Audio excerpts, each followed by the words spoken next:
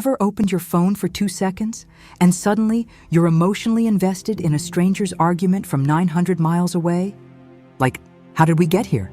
I only came on to check the weather, and now I'm apparently in a debate I didn't apply for. And that right there is the point. Humans were never meant to have opinions on everything. Not because we're stupid, because we're human. Let's break it down. Your brain was built for a village, not a global comment section. Here's something nobody says out loud. Your mind was designed for a small life. Not small as in boring, small as in local. For most of human history, the average person didn't wake up and think, right, what's happening in 12 countries, 6 wars, 3 scandals, 4 ideological movements, and a celebrity divorce I don't even go here for? They woke up and thought, is my family okay? Is there food? Is the weather going to ruin everything? Is that neighbor still nicking my firewood? That's it. Your nervous system evolved to track what affects your actual environment, your tribe, your home, your safety, your relationships. But modern life has done something very strange.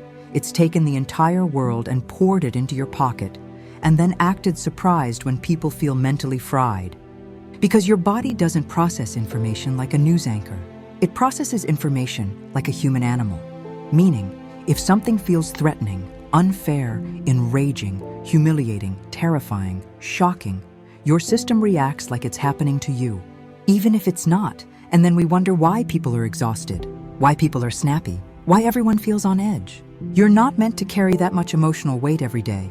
And here's the clever part, the part that makes you go, oh. Some online spaces are built the same way supermarkets are. Supermarkets don't just place things randomly. They use lighting, layout, music, smell, eye-level shelves, end-of-aisle offers to steer your behavior without asking. Not evil, just design. And some online spaces do the same thing, but with emotion. They don't just show you information. They show you what hooks you, what irritates you, what triggers you, what makes you feel superior, what makes you feel disgusted, what makes you feel like you have to correct someone immediately, or civilization will collapse by tea time. So you think, why do I feel the urge to comment? Because you've been poked. That's the sentence I want you to keep. Oh, it's not me being weak. I'm being poked. System never actually got what it needed. It wasn't asking for a debate. It was asking for regulation. And no amount of typing at strangers will give you that. Here's the shift. The moment you notice the urge, the twitch to comment, correct, explain, defend, pause and ask one question. Is this touching something personal in me, or is it just loud? That question alone changes everything. Because if it's personal, there's something there to explore inside you. And if it's just loud, you don't owe it your energy. This is where people think restraint means suppression. It doesn't. You're not silencing yourself. You're choosing where your voice actually matters. Because not every stimulus deserves a response. And not every opinion deserves your nervous system. The real power move isn't winning an argument. It's realizing you don't have to enter it at all. And once you feel that, really feel it in your body, something clicks. I can pause. And that's power. And that's what we're stepping into next. Because once you stop reacting automatically, you start to notice how much energy you've been giving away without realizing it. You're not weak. You're being poked. Here's the part most people never get told.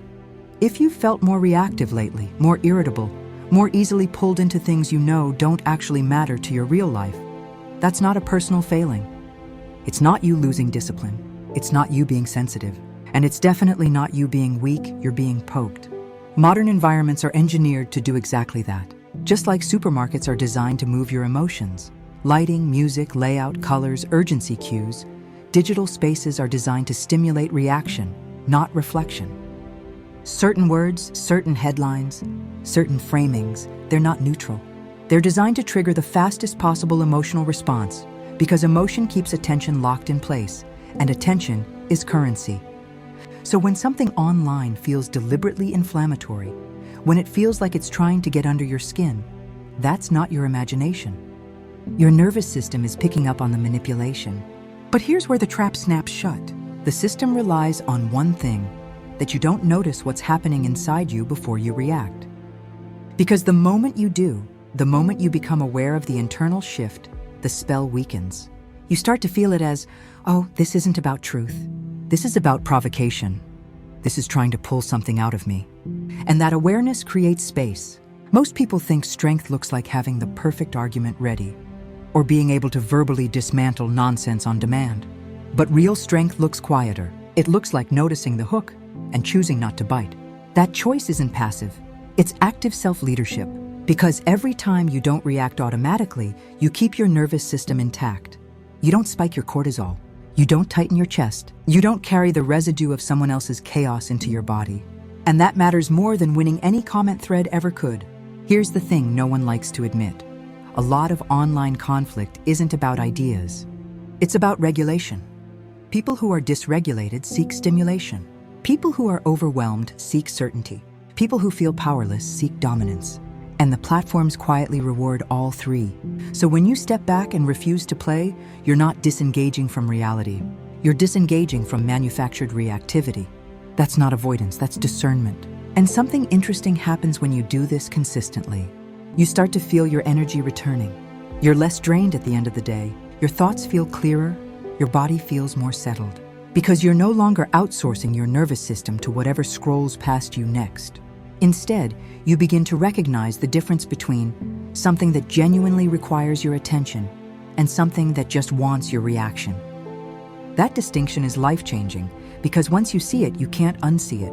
And when you stop being poked into constant reaction, you create the conditions for something else entirely. Presence, clarity, choice, and that's where we're heading next.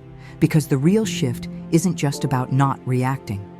It's about what becomes possible when your energy finally comes home to you. The pause is where your power lives. So now let's talk about the pause, because this is where everything changes. Most people think the pause is hesitation, or weakness, or avoidance. It isn't. The pause is where your power actually lives. Between stimulus and response, that tiny space where something rises in you. That's the moment most of us were never taught to notice. You feel it as a tightening, a surge, a pull to comment, a sudden need to explain yourself, correct someone, defend a position, prove a point. And it happens fast, so fast that it feels automatic.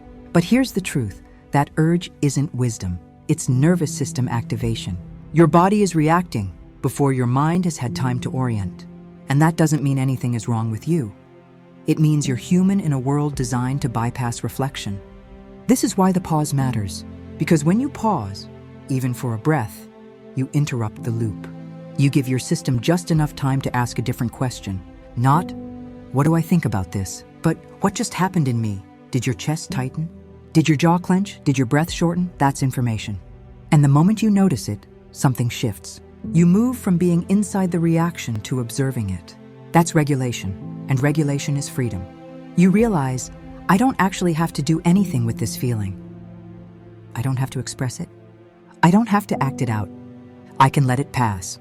That realization alone is incredibly calming because it restores agency. Instead of being pulled outward into arguments, comment threads, emotional spirals, your energy stays with you. You remain intact, and here's the part people often miss. Choosing not to react doesn't mean you don't care. It means you care selectively. It means you understand that not every provocation deserves your nervous system. Not every opinion deserves your attention.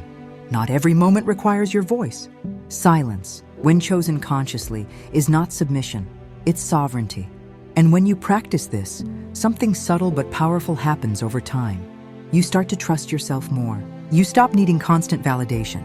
You stop needing to be seen reacting. You stop needing to be right in public, because your sense of self is no longer being built in real time through engagement. It's being built internally through awareness. This is why people who are grounded feel different to be around. They're not louder, they're not sharper, they're steadier. They respond instead of react. They speak when it matters. They rest when it doesn't. And that steadiness is contagious in the right way. It calms rooms. It softens conversations.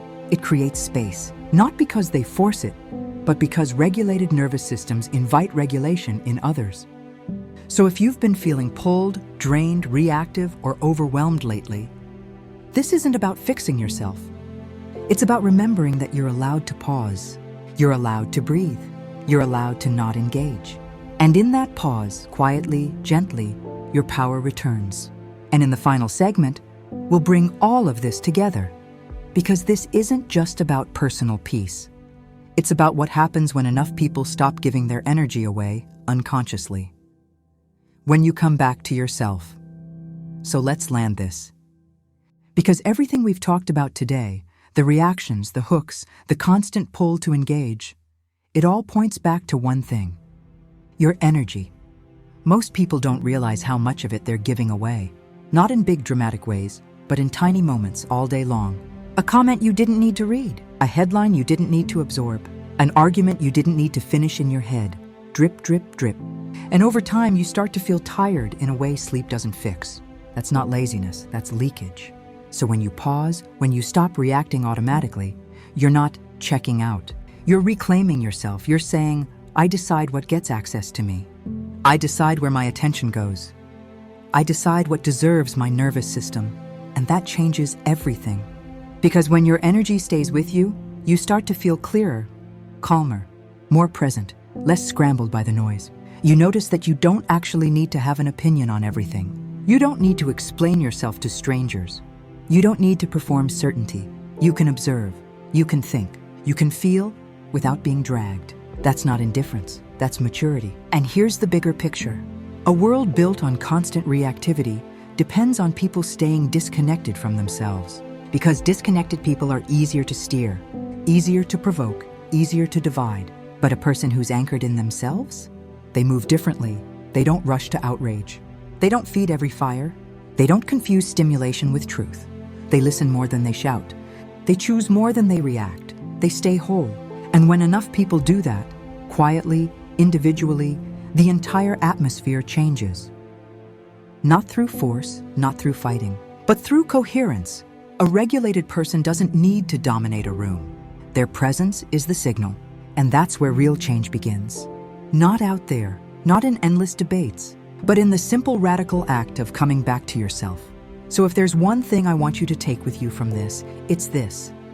You don't need to harden. You don't need to disappear. You don't need to keep up. You just need to notice. Notice the pull, notice the urge.